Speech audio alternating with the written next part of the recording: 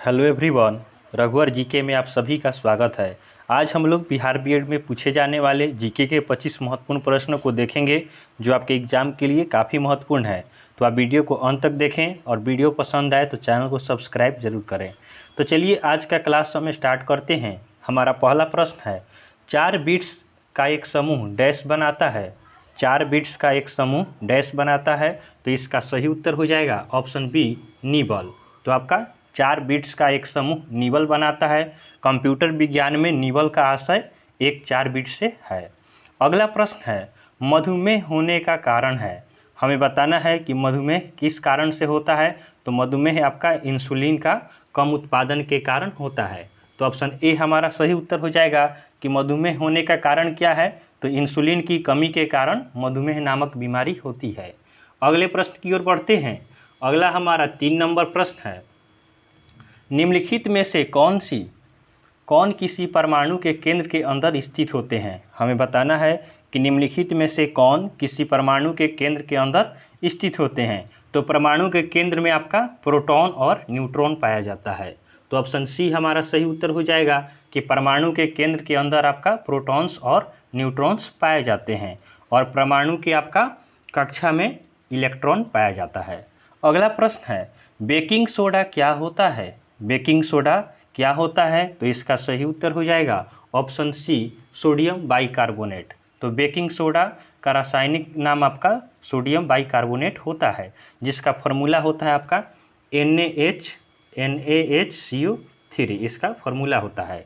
अगले प्रश्न की ओर बढ़ते हैं। अगला हमारा 5 नंबर प्रश्न है, एलिफेंटा की गुफाएं डैश में है। एलिफेंटा की गुफाएं कहाँ स्थित है।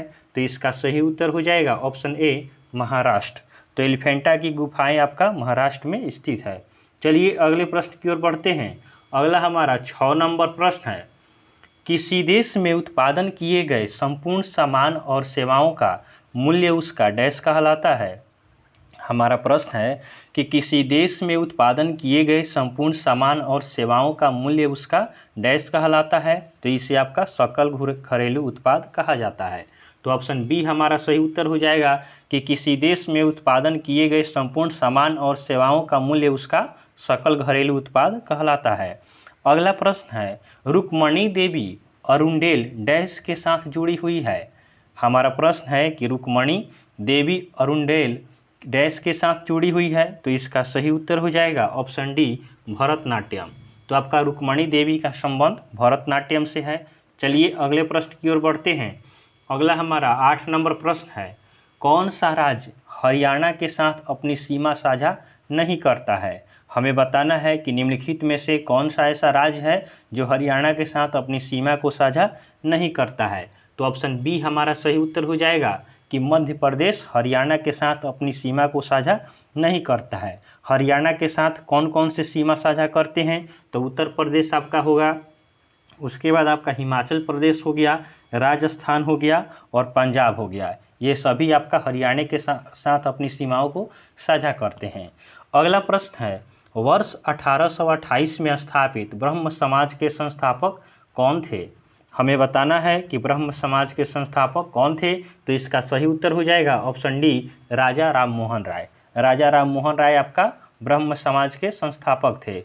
भारतीय पुनर्जागरण के जनक राजा राम मोहन राय द्वारा 28 अगस्त 1828 को कोलकाता में ब्रह्म समाज की स्थापना की गई। तो आप इसे ध्यान रखेंगे। अगले प्रश्न की ओर बढ़ते हैं। अगला हमारा 10 नंबर प्रश्न है, शाहजहां ने ताजमहल का निर्माण डैश के याद में करवाया था।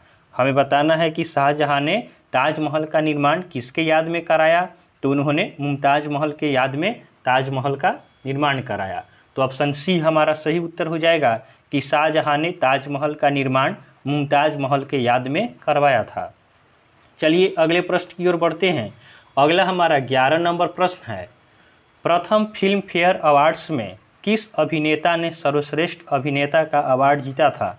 हमें बताना है कि प्रथम फिल्म फेयर अवार्ड्स में किस अभिनेता ने सर्वश्रेष्ठ अभिनेता का अवार्ड जीता था। तो इसका सही उत्तर हो जाएगा ऑप्शन बी, दिलीप कुमार। तो दिलीप कुमार ने आपका प्रथम फिल्म फेयर अवार्ड्स में बेस्ट अभिनेता का अवार्ड जीता था। देखिएगा 1954 ईस्वी में 12 मार्च को मुंबई स्थित मेट्रो थिएटर में पहले फिल्म फेयर पुरस्कार समारोह का आयोजन किया गया था। इस समारोह में दिलीप कुमार को सर्वश्रेष्ठ अभिनेता का अवार्ड दिया गया। अगला प्रश्न है, बैरोमीटर का आविष्कार किसने किया था? बैरोमीटर का आविष्कार किसने किया था? तो इसका सही उत्तर हो जाएगा ऑप्शन ए, एवांजेलिस्ता टोरिसेली ने इसका आविष्कार किया था। चलिए अगले प्रश्न की ओर बढ़ते हैं। अगला हमारा 13 नंबर प्रश्न है, मानव में सबसे बड़ा अंग कौन सा है? मानव में सबसे बड़ा अंग कौन सा है? तो इसका सही उत्तर हो जाएगा ऑप्शन सी, त्वचा। तो त्वचा आपका मानव में सबसे बड़ा अंग होता है। अगर आपसे पूछा जाए कि सबसे बड़ी ग्रंथि कौन सी है, तो सबसे बड़ी ग्रंथि आपका यकृत अर्थात लीवर है। तो आप इसे भी ध्यान रखेंगे कि सबसे बड़ी ग्रंथि यकृत है। और मानव में सबसे बड़ा अंग कौन सा है? तो त्वचा आपका सबसे बड़ा अंग होता है। अगला प्रश्न है, अमीबा डैश प्रजाति के अंतर्गत आता है? अमीबा किस प्रजाति के अंतर्गत आता है?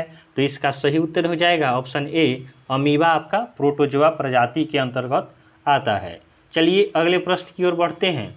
अगला हमारा 15 नंबर प्रश्न है, कंचनजंगा राष्ट्रीय उद्यान कहाँ स्थित है? कंचनजंगा राष्ट्रीय उद्यान कहाँ स्थित है? तो यह आपका सिक्किम में स्थित है। तो ऑप्शन डी हमारा सही उत्तर हो जाएगा कि कंचनजंगा राष्ट्रीय उद्यान सिक्किम में स्थित है। चलिए अगले प्रश्न की ओर बढ़ते हैं। अगला हमारा 16 नंबर प्रश्न है, हॉलीवुड डैश में स्थित है? हमें बताना है कि हॉलीवुड कहाँ स्थित है। तो इसका सही उत्तर हो जाएगा ऑप्शन बी, कैलिफोर्निया। तो हॉलीवुड आपका कैलिफोर्निया में स्थित है। हॉलीवुड आपका संयुक्त राज्य अमेरिका के कैलिफोर्निया के अंतर्गत लॉस एंजल्स के मध्य में स्थित है, जो अमेरिका के फिल्म उद्योग का केंद्र है। चलिए अगले प्रश्न की ओर बढ़ते हैं। अगला हमारा 17 नंबर प्रश्न है, बीबी का मकबरा किसके द्वारा बनवाया गया था? बीबी का मकबरा किसके द्वारा बनवाया गया था? तो इसका सही उत्तर हो जाएगा ऑप्शन डी, औरंगजेब। तो बीबी का मकबरा आपका औरंगजेब के द्वारा बनवाया गया था। अगला प्रश्न है, भारत के किस राज्य में सर्वाधिक वन है? हमें बताना है कि भारत के किस राज्य में सर्वाधिक वन है। तो इसका सही उत्तर हो जाएगा ऑप्शन बी, मध्य प्रदेश। मध्य प्रदेश में आपका सर्वाधिक वन पाया जाता है। अगले प्रश्न की ओर बढ़ते हैं।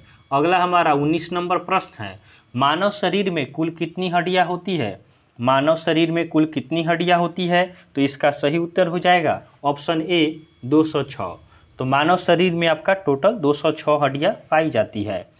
अगला प्रश्न है, भारतीय संसद में वित्तीय बजट कौन प्रस्तुत करता है? भारतीय संसद में वित्तीय बजट को कौन प्रस्तुत करता है? तो इसका सही उत्तर हो जाएगा ऑप्शन सी, वित्त मंत्री। तो वित्त मंत्री आपका भारतीय संसद में वित्तीय बजट को प्रस्तुत करते हैं। वर्तमान में भारत के वित्त मंत्री कौन है? तो वर्तमान में भारत के वित्त मंत्री निर्मला सीतारमण है। तो आप इसे भी ध्यान रखेंगे। अगला प्रश्न की ओर बढ़ते हैं। अगला हमारा 21 नंबर प्रश्न है, भारत की सबसे लंबी नदी कौन सी है? भारत की सबसे लंबी नदी कौन सी है? तो इसका सही उत्तर हो जाएगा ऑप्शन बी, गंगा। तो गंगा आपका भारत की सबसे लंबी नदी है। अगले प्रश्न की ओर बढ़ते हैं। अगला हमारा 22 नंबर प्रश्न है, पक्षियों द्वारा की जाने वाली परागण की प्रक्रिया को डैश के नाम से भी जाना जाता है? पक्षियों द्वारा की जाने वाली परागण की प्रक्रिया को डैश के नाम से भी जाना जाता है। तो इसका सही उत्तर हो जाएगा ऑप्शन डी, ऑर्निथोलॉजी, ऑर्निथोफिली। इसका सही उत्तर क्या होगा? ऑर्निथोफिली। तो पक्षियों द्वारा की जाने वाली परागण की प्रक्रिया को ऑर्निथोफिली के नाम से भी जाना जाता है। अगला प्रश्न है, डेजर्ट फेस्टिवल कहाँ आयोजित किया जाता है? डेजर्ट फेस्टिवल कहाँ आयोजित किया जाता है? तो इसका सही उत्तर हो जाएगा ऑप्शन बी, जैसलमेर। आपका राजस्थान के जैसलमेर में डेजर्ट फेस्टिवल आयोजित किया जाता है। अगले प्रश्न की ओर बढ़ते हैं। अगला हमारा 24 नंबर प्रश्न है, सबसे गर्म ग्रह कौन सा है? हमें बताना है कि सबसे गर्म ग्रह कौन सा है। तो इसका सही उत्तर हो जाएगा ऑप्शन सी, शुक्र। तो शुक्र आपका सबसे गर्म ग्रह है। और आपसे पूछा जाए कि सबसे ठंडा ग्रह कौन सा है, तो सबसे ठंडा ग्रह आपका यूरेनस अर्थात अरुण है। तो अरुण आपका सबसे ठंडा ग्रह है और शुक्र सबसे गर्म ग्रह है। अगला प्रश्न है, महासागर की गहराई को मापने के लिए किस उपकरण का उपयोग किया जाता है? महासागर की गहराई को मापने के लिए किस उपकरण का उपयोग किया जाता है? तो इसका सही उत्तर हो जाएगा ऑप्शन सी, फैदोमीटर। तो फायदोमीटर का प्रयोग आपका महासागर की गहराई को मापने के लिए किया जाता है। चलिए अगले प्रश्न की ओर बढ़ते हैं। अगला हमारा यह कल का होमवर्क का क्वेश्चन है, गोदना किस राज्य की प्रमुख लोक कला है? गोदना किस राज्य की प्रमुख लोक कला है? तो बहुत सारे स्टूडेंट ने इसका सही जवाब हमें कमेंट में भेजा है। इसका सही उत्तर हो जाएगा ऑप्शन ए बिहार। तो गोदना आपका बिहार की प्रमुख लोक कला है। चलिए आज का होमवर्क देखते हैं। आज के लिए आपका होमवर्क रहेगा, हेमाटाइट किसका अयस्क है? हेमाटाइट किसका अयस्क है? तो आप इसे हमें कमेंट करके बताएंगे। यह आपका होमवर्क का क्वेश्चन है। तो आपको वीडियो पसंद आया हो तो आप वीडियो को लाइक करें, चैनल को सब्सक्राइब करें तथा अपने दोस्तों के साथ इसे शेयर जरूर करें। तो चलिए आज के लिए इतना ही रखते हैं, फिर एक नए वीडियो के साथ आपसे मिलेंगे। तब तक के लिए धन्यवाद।